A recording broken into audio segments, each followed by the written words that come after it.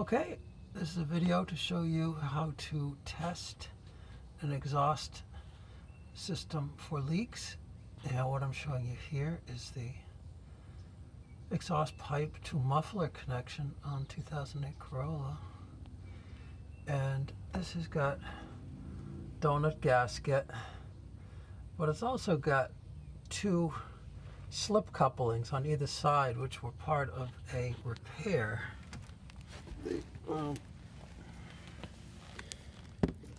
So this had been repaired with an FX8062. What it does is it replaces the flange area on the resonator to the muffler connection, and it fits the 2008 Corolla. What had happened was the original exhaust pipe, the front pipe, had failed at the flange. Okay, and that pipe is extremely expensive. So I put in this FX82. My intention was simply to replace the flange on the exhaust pipe side and to retain the muffler flange, because the muffler was fine. Although when I got the kit, I realized that the flanges of the kit were not identical to the flanges on the original equipment. What was compatible was the diameter of the pipes, and the kit had to be put in its entirety. So I did have to cut the muffler pipe as well. So now I'm in for a penny. I'm in for a pound on this one. Now, you can see here that I have made a repair on this upper flange, because when I did a leak test on this, I noticed that there was a leak at this slip coupling. Okay, and the slip coupling is held in place with a U-bolt, and the U-bolt doesn't really squeeze uniformly all the way around. On the two sides of it, it's not squeezing as much as on the two ends. So you can end up with a leak, and you should use some sort of a sealant. Okay, and this was originally put in without a sealant. So what I've done here is, in order to repair this, I loosened the bolts. I rotated it by 90 degrees because the leak was coming out at a section which was originally possibly not getting squeezed enough. Having loosened it, I then didn't disassemble these, because of course these were kind of rusted together. I didn't actually want to try to pull them apart. But what I did was I worked the sealant into that gap to the best that I was able to. Okay, and then I put everything back together, having rotated this 90 degrees and then snugged it up. And you can see that there is some squeeze out of the sealant. I'm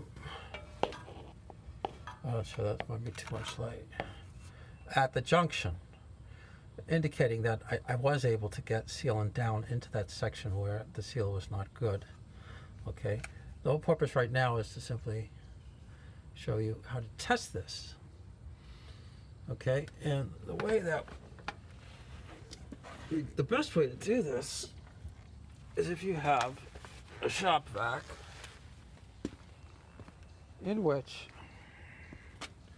you can create positive pressure. So in other words, it acts as a blower.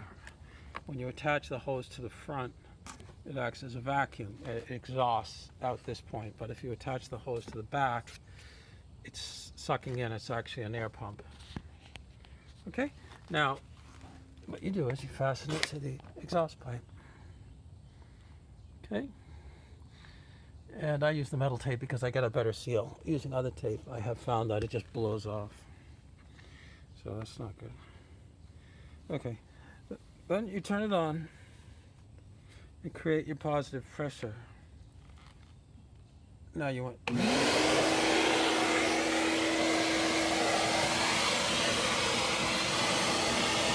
And you take a squeeze bottle. It's got water.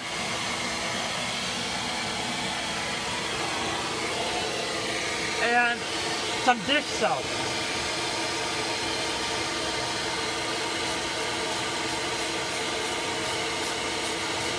and you spray the joint.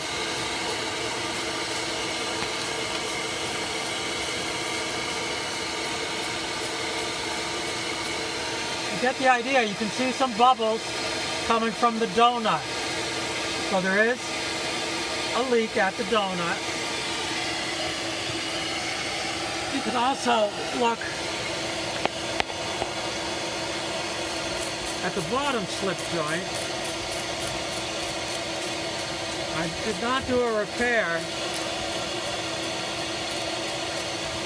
at the bottom slip joint. There's a very slow leak there because you can see that bubble growing. Okay, that's probably nothing to worry about. Very minor. The slip joint has got a bigger leak. That might still be okay. This leak, which was a dramatic leak originally, is now completely gone away because of the repair.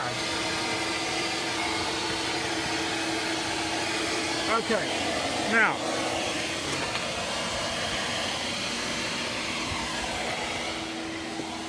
I'd also done a repair on the front, the catalyst, and I made that repair with metallic paste.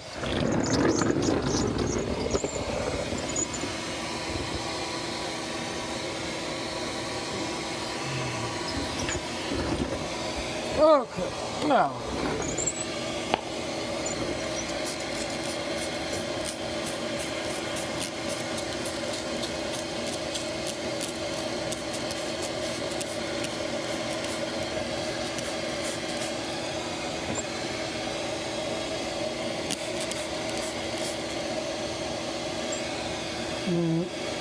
looks okay on this side.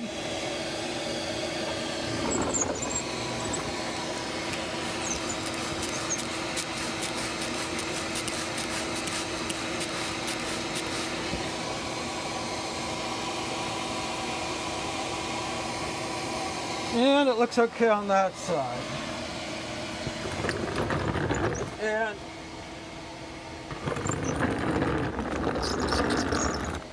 I have sprayed other areas.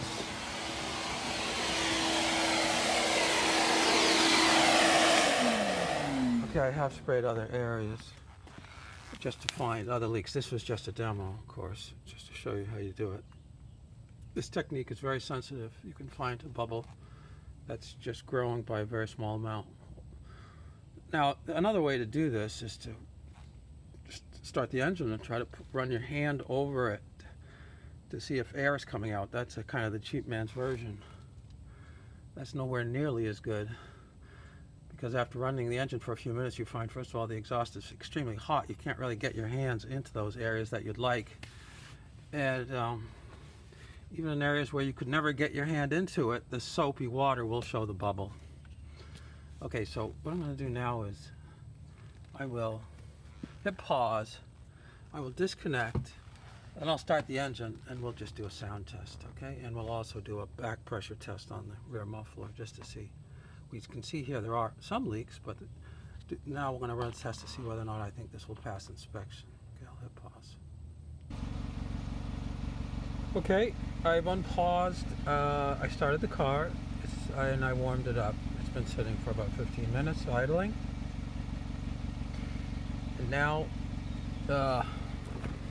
here's a test that they usually do at inspection. They take a gloved hand, they place it over the exhaust. The idea is, if you can put your hand over the exhaust completely and keep it there, on a good exhaust system, your hand will blow off. In other words, the air will leak out at this point because the engine is stronger. If you were actually able to clamp this up, the engine, in theory, would die because it's not getting air. Now, on this one, I'm going to have to say that when I put my hand over this, I can pretty much seal it off. But I am getting a good amount of back pressure. So this is a judgment call. This is not a quantitative test. When they do this, they're going to be feeling for back pressure. And part of it is because older cars always develop some leaks, and it's some inspection stations are more strict than other ones. Well, one of the things naturally that they do actually is first is they just go by the sound. How loud is it? And always your car should be warmed up when you bring it in. And then but this car, even when it failed, the idle was pretty low. But here's what they'll do. They will now check for higher RPM. And if there's an exhaust leak, normally it'll create a very noticeable increase in the noise. And that's where the guy told me that this one flunked. It was when he increased the RPM. I don't know if he even did the back pressure test. They don't have to do that because, so I'm going to say that this is probably marginal, but I already failed. I've got 60 days to bring it in for a retest. And my theory is that if he does fail it again, if he does it, it looks at the exhaust and says that it's still got a leak, probably he'll let me bring it back in again for another retest. So rather than wait for the full 60 days, I think I'll bring it in after 30 days or thereabouts. And I will probably just see what happens. And hopefully, if he still has a leak and I need to patch, let's say, possibly that donut, in order to bring this leak down to a lower level, that I'll still have the opportunity to do that.